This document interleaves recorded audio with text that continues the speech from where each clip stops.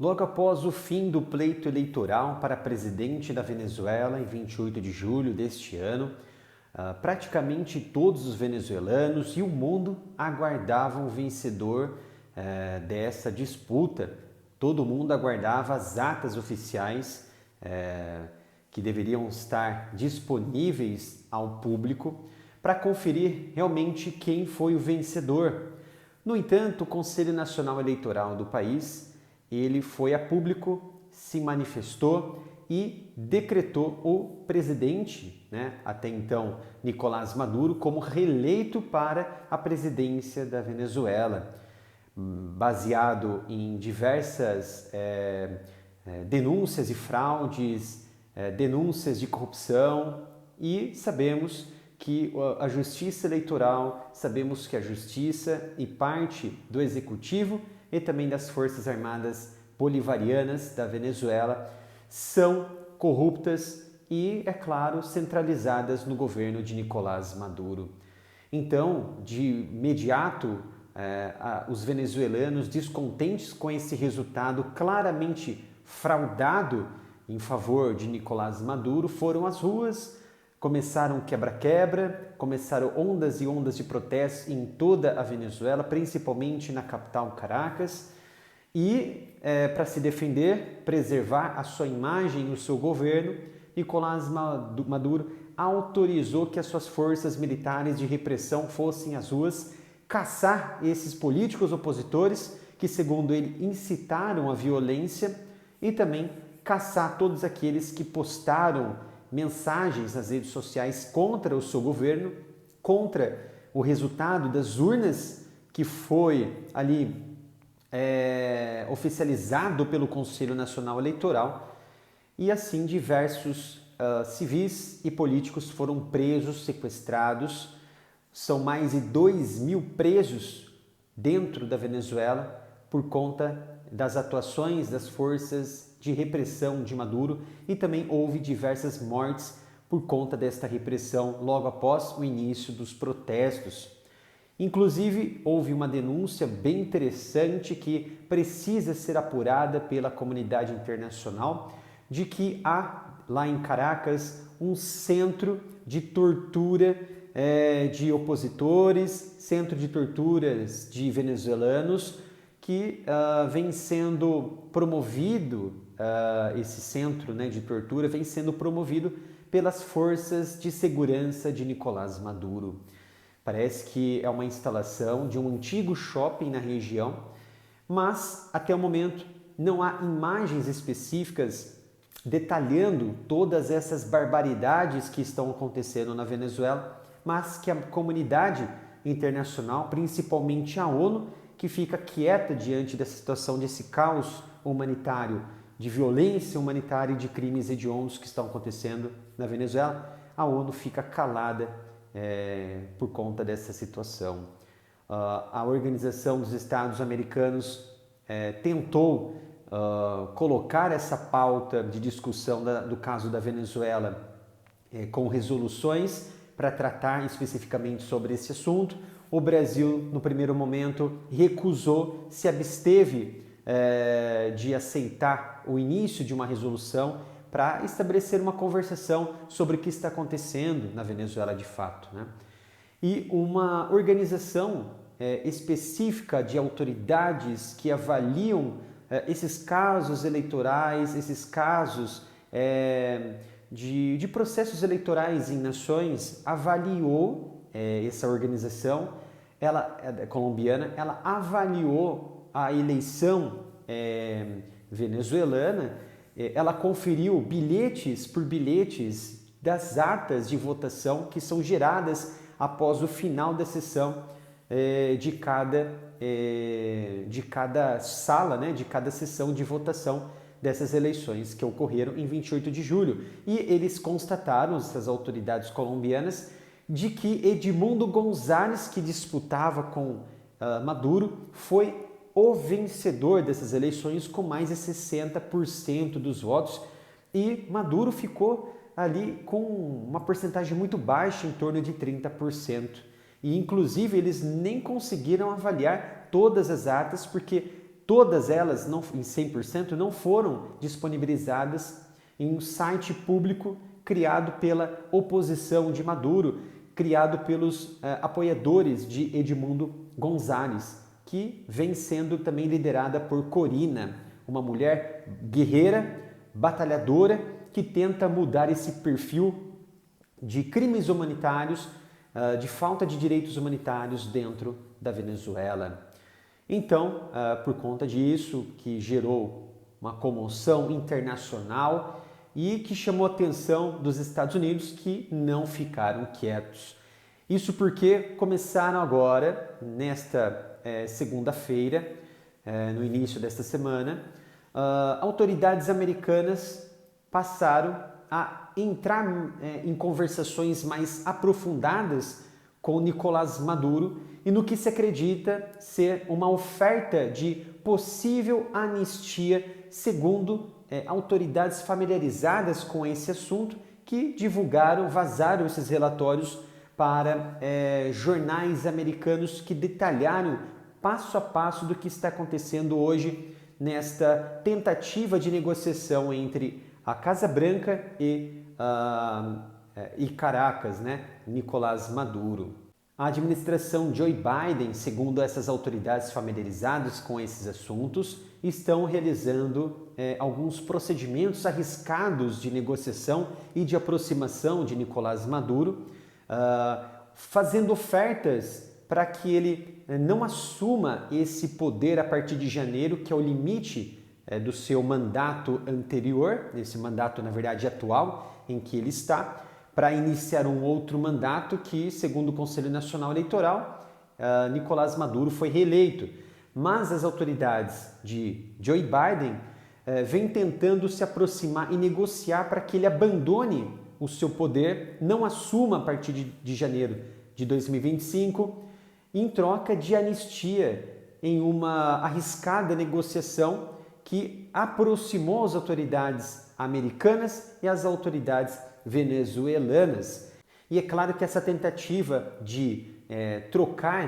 negociações de anistia, essas barganhas, vem com diversas evidências cada vez mais sólidas de que Nicolás Maduro perdeu essas eleições, e os Estados Unidos, observando essa afronta à democracia, essa afronta ao republicanismo na região da Venezuela, vem tentando intervir para pôr um fim nessa ditadura de mais de 11 anos no país, que vem sofrendo diversas questões de crises humanitárias, crises de êxodo de venezuelanos que estão saindo da Venezuela ainda e que já vai para as fronteiras mais próximas, como Colômbia, como Brasil. E em 2018, no governo de Nicolás Maduro, chegou no auge do ápice da crise econômica, com uma inflação acima de 130.000%.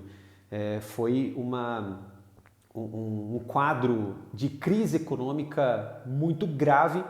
que fez a população ficar ainda mais pobre e buscar até mesmo comida em lixos, comidas em aterros sanitários, e assim ocasionar um êxodo grave de venezuelanos, que passou ali de mais de 7 milhões de venezuelanos que saíram do seu próprio país, da sua terra natal. E os americanos, sabendo dessa vitória de Edmundo González, sabendo desses crimes que vêm sendo cometidos por Nicolás Maduro pela justiça venezuelana, que é corrupta e segue as determinações de Nicolás Maduro pelo centralismo que há nesse governo e de todas as instituições constitucionais do país, inclusive generais hoje que não deveriam ter a sua patente de general, foi promovido como uma espécie de regalia, de benefício, para que eles sejam leais ao governo de Maduro. Então, Estados Unidos, percebendo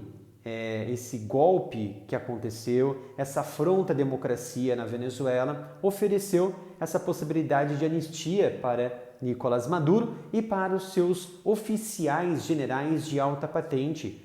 para que eles não possam responder